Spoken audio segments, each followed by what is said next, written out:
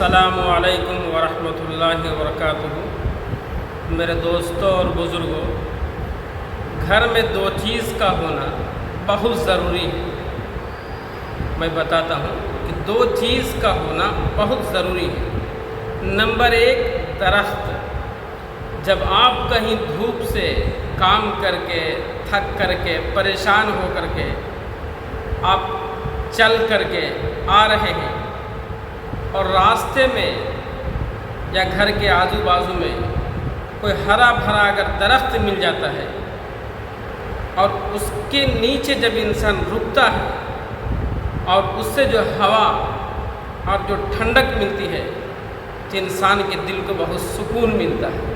اس لیے درخت کا ہونا بہت ضروری ہے۔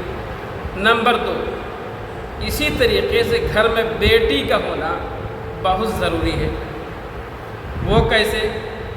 اگر گھروں کے اندر کوئی پریشانی ہو، دکھ ہو، تکلیف ہو، کسی چیز کا کوئی الجھن ہو، ٹینشن ہو، گھر میں اگر بیٹی ہے اور اس کو معلوم ہو جائے کہ ہمارے ماں باپ کے ساتھ کچھ پریشانیاں ہیں، کچھ الجھن ہے، فوراً وہ دوڑ کے گھر میں اپنے ماں باپ سے ملتی ہے اور ان کے درد کو، ان کی پریشانی کو بانٹتی ہے اور ختم کرنے کی کوشش کرتی ہے، اور حتی الامکان وہ کوشش کرتی ہے کہ میں اپنے ماں باپ کا سہارا بنوں۔ اس لیے گھر میں دو چیز کا ہونا بہت ضروری ہے، درخت کا ہونا اور بیٹی کا ہونا۔ اللہ تعالیٰ دونوں کی حفاظت فرمائے، اس لیے کہ زندگی میں یہ دو چیز بہت اہمیت کے حامل ہیں۔ اس لیے دونوں چیز کی ہم لوگ حفاظت کریں۔